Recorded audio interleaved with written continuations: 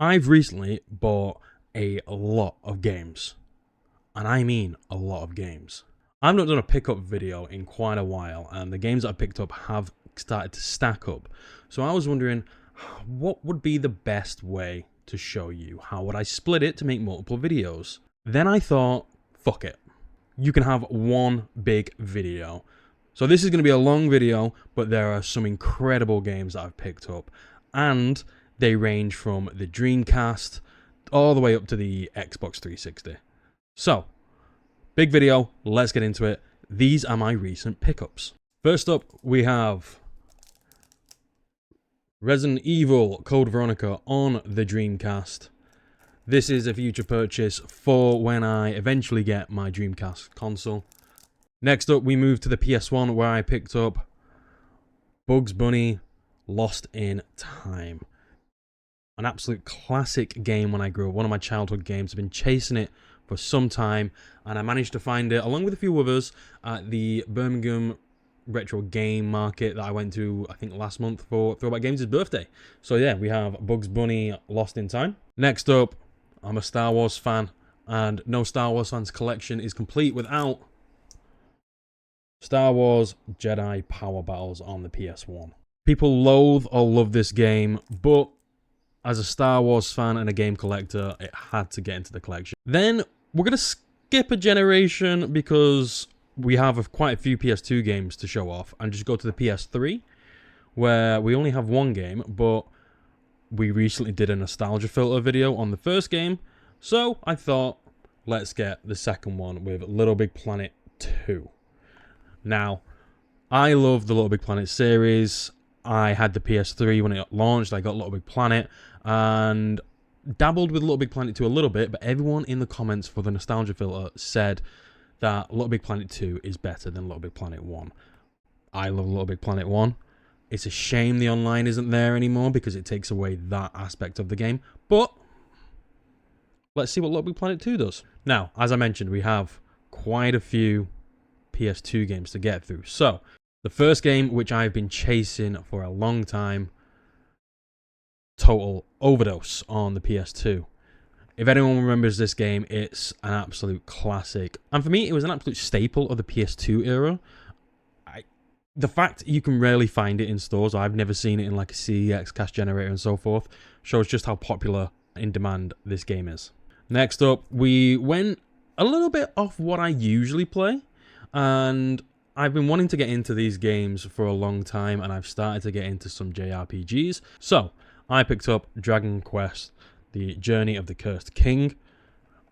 This was a spontaneous pickup. I saw it in a CEX and I thought, do you know what? Now's the time to try and get into these games. So, we'll be playing this at some point soon. Happy to have it in the collection. And talking of collection, this game completes the PS2 trilogy that I have been chasing, and that is the Devil May Cry 2 on the PS2. I have 1 and 3, and I've been trying to get 2 for so long, but it either didn't come with a manual or the quality of the game in stores like CEX. I wasn't going to spend money on it, but I've managed to get this version, so happy days. Now, another game which is from a very, very, very popular IP, and a series I've just never gotten into, and I'm trying to get myself into them. I picked up Final Fantasy X. Now, a lot of people have been saying, if you were going to get into Final Fantasy, go into like a Final Fantasy 7 or Final Fantasy X, where you don't really need to know the story because it sits as a standalone and is very, very good. So, been highly recommended this, so I picked it up. We'll see what it's like, and hopefully, we might get into Final Fantasy. And just like Devil May Cry, there's another game series which I think now completes my collection on PS2, and that is Scooby-Doo Unmasked.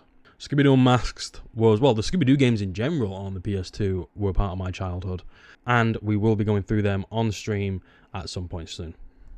Another game I picked up was the PS2 version of Shadow of the Colossus. It's very, very annoying that it's going to be difficult to get this sticker off with the cardboard sleeve. The cardboard isn't in great condition. There's a bit of stain in there, but I actually think it adds to the overall feel of this game case. So we have Shadow of the Colossus, Throwback Wonder put me onto this. He said they're really good, along with Eco. And The Last Guardian, I believe, as well. So we'll see what this is like, and maybe we'll get into that genre as well. And another Star Wars classic that always has to be in the collection. I didn't purchase this. I was gifted it by Throwback Games. I think this completes the PS2 collection for Star Wars, which is Star Wars Super Bombard Racing. Everyone says Super Bombard Racing is a terrible game. I've never played it. It looks weird, but I'm not going to lie, I am actually excited to play this at some point. So, Star Wars Super Bombard Racing. I told you we've got a lot of games. So, I'm moving on to the Xbox 360. This is another gift from Throwback Games. He gifted me the complete edition of LA Noire, which I am so happy to own. I've been trying to get this for some time, but either the price or just prioritizing other games, just took focus. So to have this in the collection now, I'm so happy about. Again, I need to figure out a way to get the sticker off the cardboard, but that is a future problem. Next up, we have the amazing Spider-Man on the Xbox 360. I am making it my aim to collect all Superman games and Marvel games as well, so we can do some type of marathon on the stream. And this one, I managed to pick up for £12, which I thought was a great deal. So I need to get the second one, and then a few of the more expensive PS3 games, or 360 games, and then we're done with Spider-Man, which, again, I'm so happy about. So, Amazing Spider-Man. Then, a game that I've been wanting to pick up for a while. It's very cheap. I don't know why I've not picked it up, but I have now, and that's Vikings Battle of Asgard.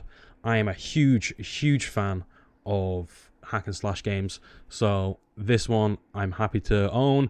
I love the Viking era and genre of games, so hopefully the game lives up to its £1.50 price tag. Now, some of you may have seen on stream that I was going through the Lego Star Wars The Complete Saga, and people were saying, have I played The Force Awakens? And I was like, oh, I had when I was younger, but I never finished it.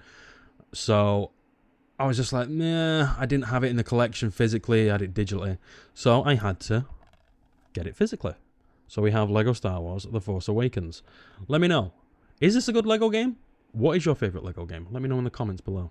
Now, recently there was an announcement of a remake of a classic, I won't say classic, but a good Xbox 360 game, and relaunches of some classic PS2 games. And I say classic because when I tell you what it is, you're going to agree. The Toy Story collection was announced, and along with a remaster of Toy Story 3, they're re-releasing the likes of Toy Story 2, The Adventures of Buzz Lightyear on the PS1, or from the PS1. And we also have the Toy Story Mega Drive game, along with the racing game as well, along with some other old retro Toy Story games. So I had to then pick up Toy Story Mania. I know it's not a great game, but when your son who loves Toy Story picks up this game and says he wants it, and you need it for a collection, who am I to let my son down? So, Toy Story Mania is another pickup. Now we're getting into some interesting ones, and this one is very interesting. I picked up the triple arcade pack, which includes Trial HD, Limbo, and Splosion Man. Trial HD and Splosion Man were my childhood.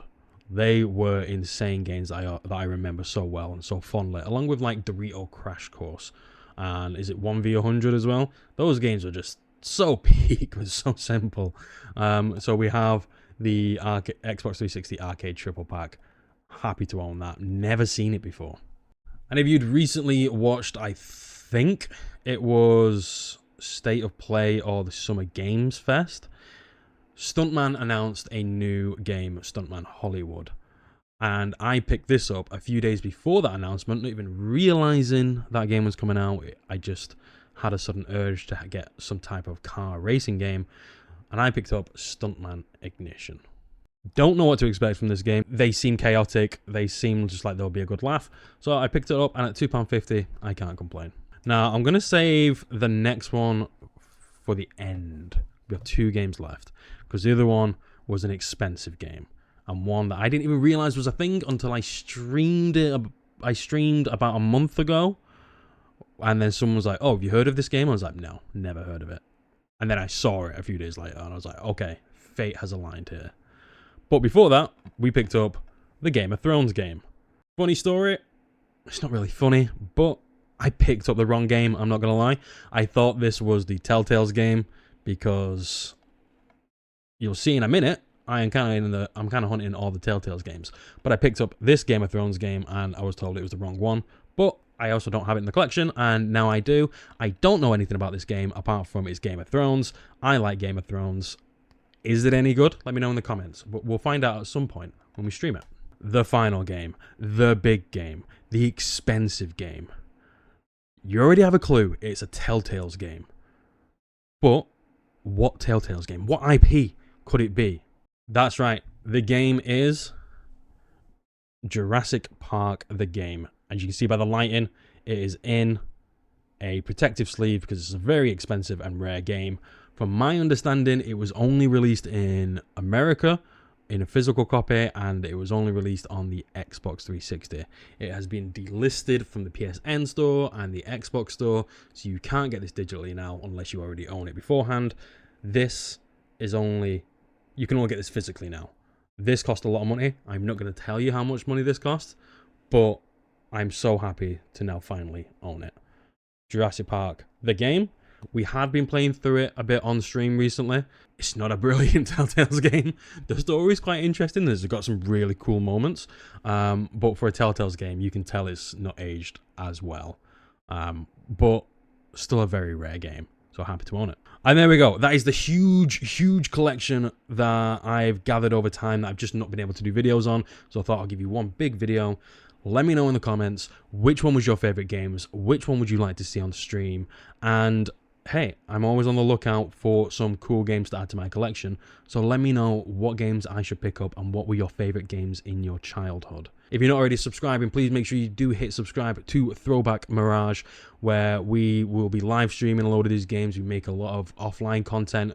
We're currently doing something called the Nostalgia Filter, where I play old retro games for 45 minutes, and they have 45 minutes to prove they stood the test of time. So make sure you give us a follow. We're also on TikTok, we're on Twitch as well, and Instagram. And if you're not already following my partner at Throwback, give Throwback Games a follow as well. But until then, keep gaming.